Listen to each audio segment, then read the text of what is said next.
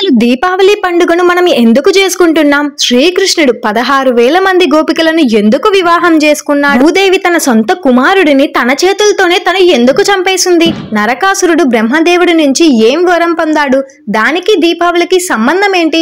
ఈ విషయాలన్నీ ఈ వీడియోలో క్లియర్ గా తెలుసుకుందాం. సో వీడియోని ఎక్కడా స్కిప్ చేయకుండా చూడండి, మీకు ప్రతి విషయం క్లారిటీ వచ్చేస్తుంది. ప్రపంచ సృష్టి అనంతరం దేవతలు అసురులు ఇద్దరు బ్రహ్మ నుండి ఉద్భవించారు. అయితే దేవతలు మాత్రం సత్యం, ధర్మం, కరుణ, క్షమ వంటి గుణాలకు ప్రతీకలుగా ఉంటే అసురులు మాత్రం అహంకారం, మోహం, క్రోధం, దురాశ వంటి దుర్గుణాలకు ప్రతీకలు.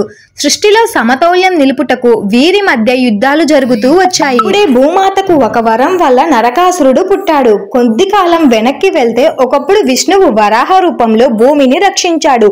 ఆ సమయంలో భూమాత విష్ణువు యొక్క మహితాన్విత రూపాన్ని చూసి ఆయనపై గాఢమైన ప్రేమాభిమాన్ని కలిగించుకుంది. భూమాత శ్రీ మహావిష్ణువును ప్రార్థిస్తూ ఇలా అడిగింది, ప్రభు, నాకు మీతో కలిసి సత్య సంబంధమైన జీవితం గడపాలి అని ఉంది అని చెప్పింది.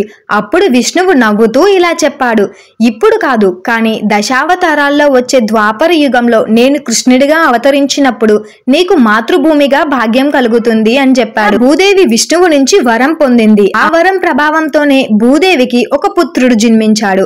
ఆయనే నరకాసురుడు. ఇప్పుడు ప్రజెంట్ స్టోరీకి వచ్చేద్దాం. భూదేవి తపస్సు వల్ల జన్మించినందున మొదట్లో నరకాసుడు ధర్మాత్రుడు, జ్ఞానవంతుడు, సత్యపాది, దేవతలకు కూడా ఆయనను గౌరవించేవారు. కానీ కాలక్రమేణా దురాశ, అహంకారం ఆయనను ఆక్రమించాయి. నరకాసురుడు బాణాసురుని స్నేహితుడు మరియు శిష్యుడు. బాణాసురుడు శివభక్తుడు, కానీ నరకాసురుడు అతని వల్ల అహంకారానికి లోనయ్యాడు. ఆయన బాణాసురుని సలహాలతో తపస్సు చేసి బ్రహ్మదేవుణ్ణి ప్రసన్నం చేసుకున్నాడు. బ్రహ్మదేవుడు ప్రత్యక్షమై, నరక, నీకు ఏం వరం కావాలి అని అడిగాడు. నరకాసురుడు అహంకారంతో ఇలా అడిగాడు, ప్రభు, నన్ను నేను తప్ప ఇంకా ఎవ్వరూ చంపకూడదు అనే వరాన్ని నాకు ప్రసాదించండి అని అడిగాడు. దానికి బ్రహ్మదేవుడికి కోపం వచ్చినా కొంచెం చిరునవ్వు నటిస్తూ, అది సాధ్యం కాదు నరక, కానీ నీ మరణం నీ తల్లి చేతుల ద్వారానే జరుగుతుంది అని ప్రసాదించాడు. అప్పుడు నరకాసురుడు సంతోషపడ్డాడు. ఎందుకంటే తన తల్లి భూదేవి దయామయి, ఆమె తన కుమారుడిని ఎప్పటికీ చంపదు అని అతడి నమ్మకం. ఈ వరం పొందిన తర్వాత అతని అహంకారం మరింతగా పెరిగింది. వరాన్ని పొందిన తర్వాత నరకాసురుడు భూమి మీద, స్వర్గంలో దుర్మార్గంగా రాజ్యమేలడం ప్రారంభించాడు. ఆయన ఇప్పటి ప్రాంతమైన అస్సాం ప్రాంతంలో రాజధానిని నిర్మించాడు. ఆ రాజధాని బలమైన గోడలతో, అనేక మాయాజాలాలతో కాపాడబడేది. అందుకే దానిని ఎవ్వరూ సమీపించలేరు. ఆ తర్వాత నరకాసురుడికి అహంకారం ఇంకా ఎక్కువయ్యి దేవతలపై దాడి చేశాడు. ఇంద్రుని వజ్రాయుధాన్ని, ఐరావతాన్ని, అలాగే గజరాజును పట్టుకొని బంధించాడు. దేవతల ఆభరణాలు, వస్త్రాలు, ధనాలు అన్ని తన రాజ్యంలోకి తీసుకొచ్చాడు. అతి దారుణంగా 16,000 మంది దేవకన్యలను, యక్షికులను, రాజకుమార్తెలను బంధించాడు. అయినా కూడా అంతతో ఆగిపోకోకుండా అతి కాంతవంతమైన కవచమణిని సముద్రంలో ఉన్న దేవతల నుంచి దోచుకున్నాడు. దానిని ధరించి ఎవరూ తనను చంపలేని స్థితిలో ఉన్నాడు. దేవతలు చింతలో మునిగిపోయారు. అప్పుడు ఇంద్రుడు, బ్రహ్మదేవుడు, శివుడు కూడా నరకాసురుని దురాక్రమణలతో విసిగిపోయారు. అందరూ కలిసి శ్రీ మహావిష్ణువు వద్దకు వెళ్లి ప్రార్థించారు. దేవతల వినత అనగా గరుడామాత, భూదేవి మరియు ఇతర దేవతలతో కలిసి కృష్ణుని వద్దకు వెళ్లి అర్జించారు, ప్రభు, భూదేవి కుమారుడు నరకాసురుడు మాకు అతి దుర్మార్గంగా వ్యవహరిస్తున్నాడు. దేవలోకాన్నే నాశనం చేశాడు. దేవకన్యలను బంధించాడు. దయచేసి ఆయనను సంహరించండి అని వేడుకున్నాడు. అప్పుడు శ్రీకృష్ణుడు చిరునవ్వు చిందిస్తూ అన్నాడు, భూదేవి యొక్క కుమారుడు అయిన నరకాసురుడు ఆమె ఇచ్చిన వరం వల్ల ఎవరి చేతను చంపబడడు. కానీ ఇప్పుడు భూదేవి నా భాగమున పుట్టి సత్యభామ అవతారంలో ఉంది. ఆమె చేతుల ద్వారానే నరకాసురుని సంహారం జరుగుతుంది అని చెప్పాడు. సత్యభామ శ్రీకృష్ణుని భార్యలలో ఒకరు మరియు ఆమె భూదేవి యొక్క అవతారం. సత్యభామ ధైర్యశాలిని, వీర మహిళ. నరకాసురుని దుష్ట కార్యాలు విని ఆమె అగ్ని జ్వాలలా మండిపోయింది. ఆమె శ్రీకృష్ణుని వేడుకుంది, ప్రభు, ఈ దుష్టుడు స్త్రీలను బంధించి అవమానించాడు. నేను ఆయనను యుద్ధంలో చూడాలనుకుంటున్నాను. మీ అనుమతితో నేను కూడా యుద్ధానికి వస్తాను అని చెప్పి అప్పుడు శ్రీకృష్ణుడు సానుకూలంగా తల ఊపి గరుడుడిపై సత్యభామతో కలిసి యుద్ధానికి బయలుదేరాడు. గరుడు వెళ్లే వేగానికి ఆకాశం నడి మీద అగ్నిజ్వాలలుగా ప్రకాశం ఏర్పడింది. నరకాసురుడు దాన్ని చూసి భయపడ్డాడు. తన సైన్యాలను సిద్ధం చేయమని ఆజ్ఞ ఇచ్చాడు. వేలాది మంది అసురులు, రాక్షసులు, మాయాజాలను, మహాసేనాధిపతి అయిన మురాసురుడు మొదలైన వారు యుద్ధానికి సిద్ధమయ్యారు. మురాసురుడు తన 5 మంది కుమారులతో కలిసి కృష్ణుడిపై దాడి చేశాడు. కృష్ణుడు సుదర్శన చక్రంతో మురాసురుడిని వధ చేశాడు. ఆ తర్వాత భగవంతుడికి మురారి అనే పేరు కూడా వచ్చింది. మురాసురుడిని సంహరించినవాడు అని అర్థం. నరకాసురుడు కోపంతో ఉగ్రరూపం ధరించాడు.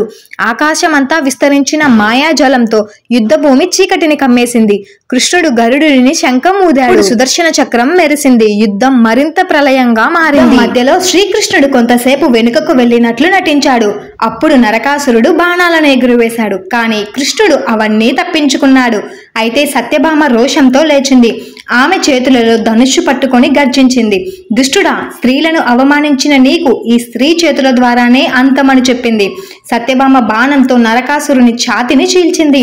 అతడు నేలకు పడిపోయి చివరి క్షణంలో కృష్ణుడిని చూశాడు. నరకాసురుడు కృష్ణుడిని చూస్తూ మెల్లగా అన్నాడు, ప్రభు, నిన్నే నా తల్లిగా, నిన్నే నా శత్రువుగా చూశాను.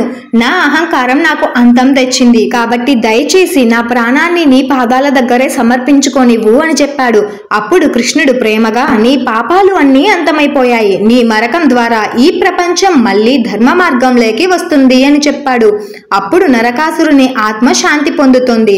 కానీ అదే సమయంలో భూదేవి ప్రత్యక్షమై కన్నీరు కార్చింది. అప్పుడు కృష్ణుడు ఇలా అన్నాడు, నీ కుమారుడు ఇప్పుడు నీ వద్దకే చేరుకున్నాడు. అతను తన పాపాల ఫలితాన్ని ముగించుకున్నాడు అని చెప్పాడు.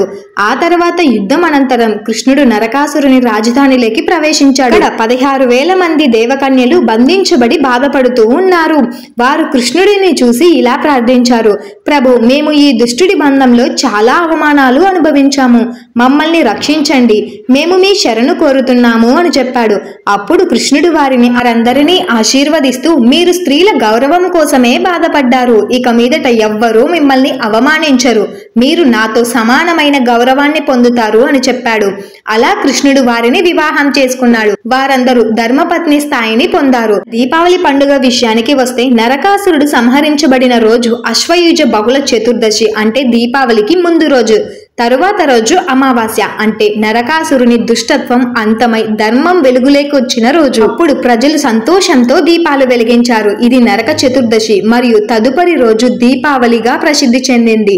దీపావళి అంటే అర్థం దీపాల వెలుగుల పండుగ, అంటే అంధకారం తొలగి వెలుగున విజయం సాధించిన రోజు. సో ఈ స్టోరీ మీకు ఇంట్రెస్టింగ్ గా అనిపించి ఈ విషయాలను మొదటిసారి విని ఉంటే ఈ వీడియోని లైక్ చేసి మన ఛానల్ ని సబ్స్క్రైబ్ చేసుకోండి. మీకు కృష్ణుడు అంటే ఇష్టం ఉంటే జై శ్రీకృష్ణ అని కామెంట్ చేయండి. అందరికీ దీపావళి శుభాకాంక్షలు.